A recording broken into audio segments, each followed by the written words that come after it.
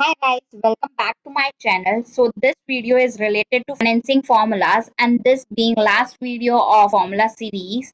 So the financial formulas I have divided it into three parts, that is depreciation related formulas, financing related formulas, project evaluation formulas.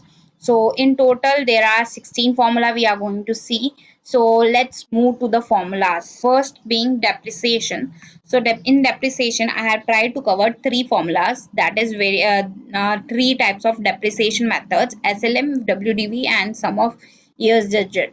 So first, SLM, straight line method. The function, it returns the straight line of depreciation of an asset for a one period. So the syntax being to SLN, then in bracket you have to specify cost, salvage value, then life, and what we calculate is like this, is equals to cost minus salvage value, then in bracket we divide this by our life of the asset. So it gives us the straight line method depreciation. So this depreciation will continue, and I have brought this value by using the formula. The formula is very easy, like SLN, then first is my cost, then my salvage value or residual value, whatever you want to call, and then my life of asset. So these three parameters I have used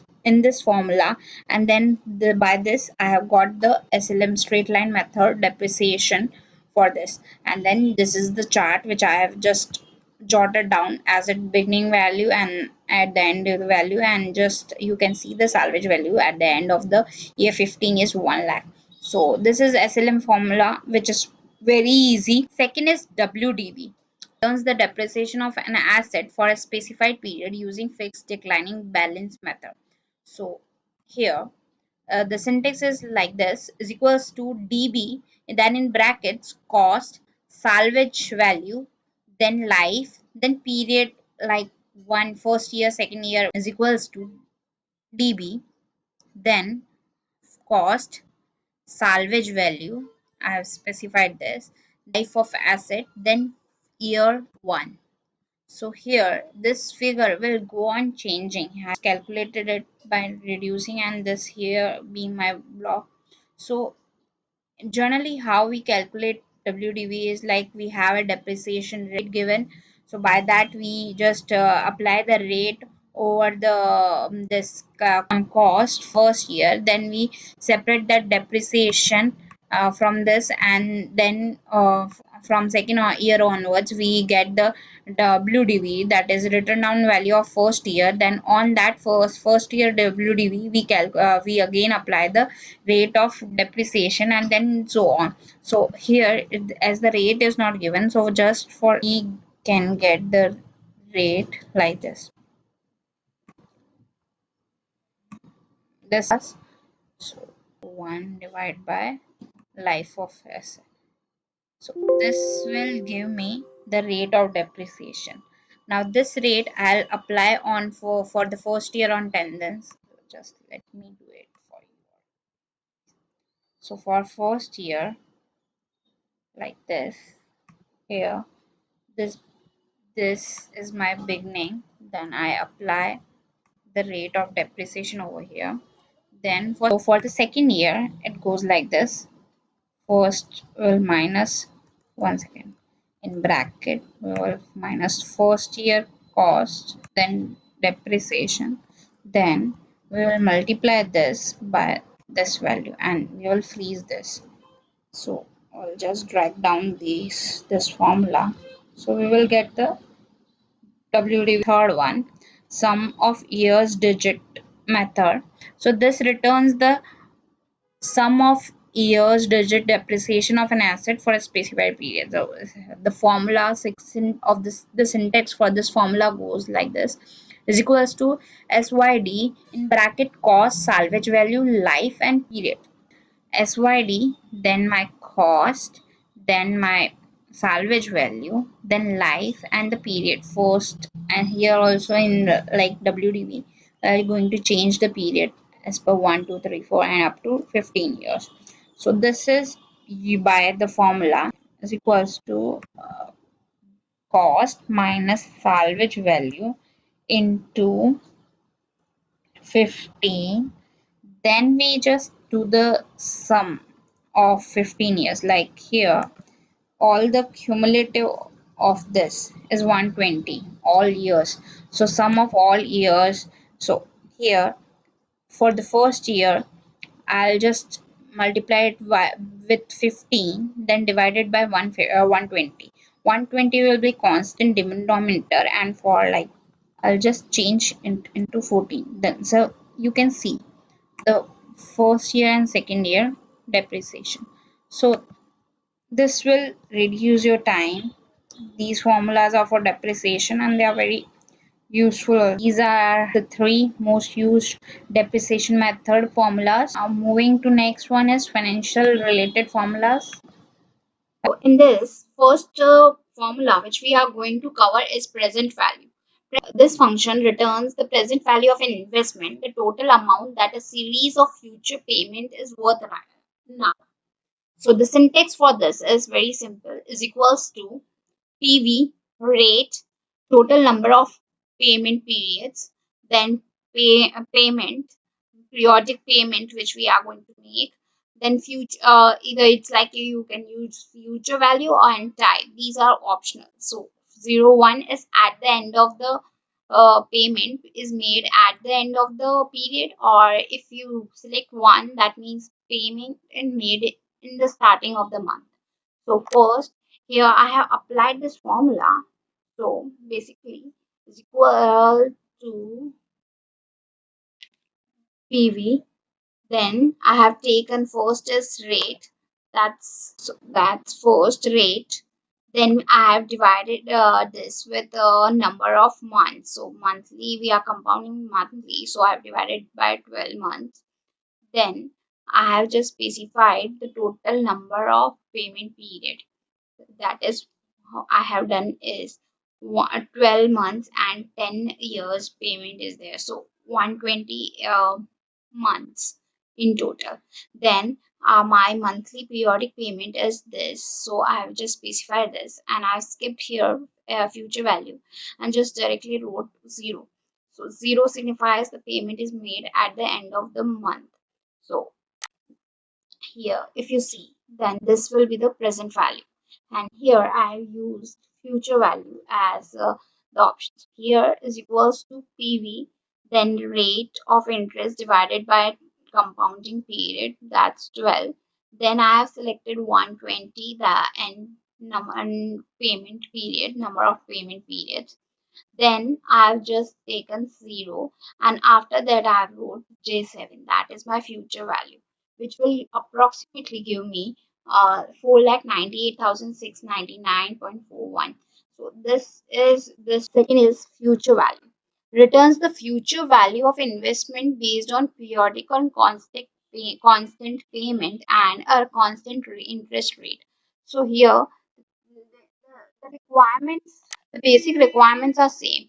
We require rate, number of payment periods, the payment periodic payment amount, present value if any, and future value for all this. So here just we have the syntax is equals to FV, then rate and peer payment. PV is optional and type is optional. So now here is equals to future value J3, that is my interest rate divided by 12. Then I have taken 120 periodic payment, this, and then 0. It's exactly similar to PV, but only the thing changes. I wrote it is equals to PV and here I have is equals to FV. So future value and present value, otherwise everything is same. So in this also you will see is equals to FV, then in bracket I have written interest rate divided by 12, then number of payment periods, then 0 I have selected, and then J8, that is my present value. So it will give me approximately the same future value which I have taken here. So here there would be a slight difference, but mostly it will be giving you the same as we have specified. So next is rate. The formula, it returns the interest rate per period of a loan or an investment is equals to rate, then number of payment period, then we will take payment, few present value, or you can take future value, or then type and guess value is like not needed. But here is equals to rate J4, that is total number of payment periods, then J6 my periodic payment, then I have taken present value here. So here a present value and then 0, and then I have multiplied it by 12 because here is all the details are like monthly taken. So I have to convert this rate of interest which is for which will come of month. So here I have multiplied into 12. So it will now give me the yearly rate, per annum rate of return, a rate of interest. Now next is installment. Installment is PMT. So it calculates the payment of a loan based on constant payments and a constant interest rate. So here, the syntax is equals to PMT in brackets rate and per, then present value, future value and type are optional. So here I have taken F2, so is equals to PMT, then rate divided by 12, then 120, then I have taken the present value and then 0. So it's giving me the payment, periodic payment which has to be made, the installment amount which has to be paid for any loan. Is principal payment. Returns the payment on the principal for a given investment based on periodic constant payments and a constant interest rate is equals to PPMT, then in bracket rate, period, number of period, payment periods, then present value and future value and type are optional. So here I have taken is equals to PPMT interest rate divided by 12. Then I have taken 12 because the period has to be specified. So I have a compounding period which has to be specified. So I have taken 12 and then few present value and then 0. So it's giving me the principal payment for the month. For the month. So this will be the amount of principal which is paid out of the total installment amount. So this is 2674.818, that is out of 6607.54 paisa.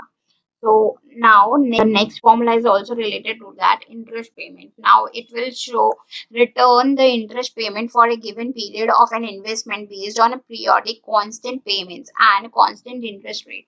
So formula is like this, syntax is like this, is equals to IPMT, then in bracket rate, then period, then number of payment periods, then present value and future value and type are optional. This formula is also similar to the principal payment one.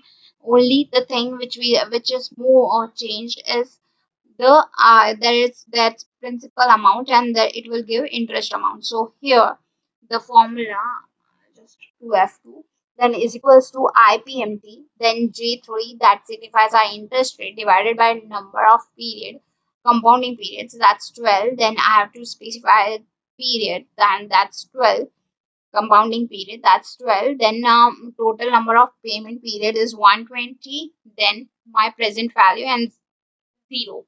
So now this will return the interest payment out of the total installment amount. So if I just do the sum, this amount comes to, so this amount comes to exactly the same as my installment amount because it's just a breakdown of the installment amount. So now next is cumulative interest payment. Now this will return the cumulative interest paid between the two periods. The syntax is equals to cum IPMT, then in brackets rate and number of payment periods, then PV. Start period I have to specify and end period also I have to specify. And then type. I have gone to this here. I'll just specify it, CUMIPMT, then in brackets, interest rate divided by 12, then J4 is my 120 total number of payment period. Then my start period I have taken is 1 and my end period I have taken is 120. That means whole term of my loan period, and then I have specified 0, the payment is made at the end of the each installment is paid at the end of the month. So here, this will give me the cumulative interest payment over the full period. Means for my first month to 120th month. So it will be like whole amount of interest amount which will be charged over the time. And this cumulative principal amount, it returns the cumulative principal paid on loan between the two periods. Now this two period you can change as per your requirement also. So this is also similar to that cumulative interest payment one. So is equals to cumulative principals. For principal in bracket rate, then my total number of payment periods, PV present value, then start period and end period and type. So this will is J3 is my interest rate divided by 12. Then J4 is my total number of payment period. Then J8 is present value.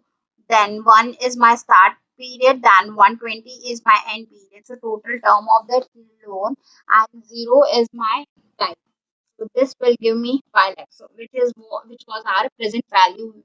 Here we have seen. This is my present value. So principal will be same, and if you club this will be the total amount of investment which you are going to make payment over 120 months.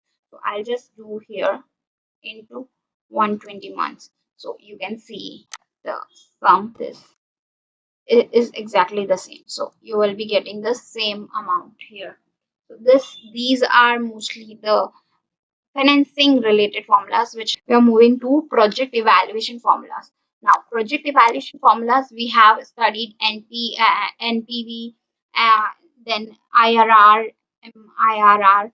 So here a net present value here signifies it returns the net present value of an investment based on discount rate and series of future payments and income. Okay, so basically NPV is nothing but it's the difference between the present value of cash inflows minus present value of cash outflows. So here, what is the syntax? Equals to NPV, then in bracket rate. Rate is like rate of return, a rate of return. Then values are value of cash flows in various periods. So all the value you have to specify. Then here is equals to NPV K3. K3 is rate of return here. Then I've just taken now the values of cash flow in year 1 to year 10. That is from K5 to K14 I have taken whole all values. So this value plus I have done K4 because I have to this is in minus, so I have just added it because we know that it's the difference so of cash inflows and outflows present value of both.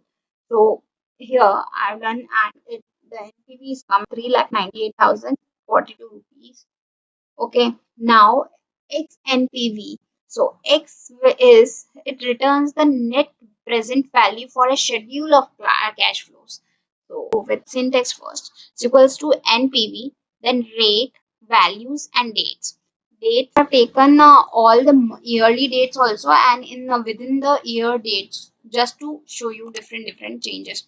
So first here, so the difference between NPV and XNPV is only regarding this dates, because this cash flow, this XNPV formula will take care of the return cash flows with in corresponding to their period, the date here is equals to XNPV K3. K3 is a rate of return. Then K from now here we will select investment in 0 year, that is cash outflow from cash outflow till all the cash flow in year 10 we will select, and the date also we will be selecting from the investment to the cash flow earned in year 10. So whole, and it will give you the net present value of the project. Okay, for based on the dates. So here and here the changes, I have taken the dates within the same year only. So here the obviously the net and the NPV will be more as compared to other. This format is very same. Is equals to X NPV K3 the rate of return, then K4 to K14 means case cash outflow was also included in along with cash inflows. Then date I have selected is of cash inflow outflows to the year 10 cash flows. This will give me 34,78,787 rupees. The formula is internal rate of return IRR. It is the rate of return which it returns the internal rate for a series of cash flow, internally earned cash flows of a company. So the value is yeah, IRR is very clear, is equals to IRR value and gas value, and then is equals to IRR. Then I have just this formula is very simple. You have to just select from cash outflows to all the cash inflows together, and it will return the rate of return. Now X internal rate of return IRR is also same to X NPV, means it also consider date along with values. So the syntax is equals to X IRR value, date, and guess. It's optional.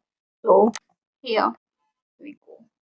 Here is equals to X IRR. I have selected from K K4 to K14. Then date also are corresponding to that. Okay, this is yearly date. Earlier date of yearly cash flows are there.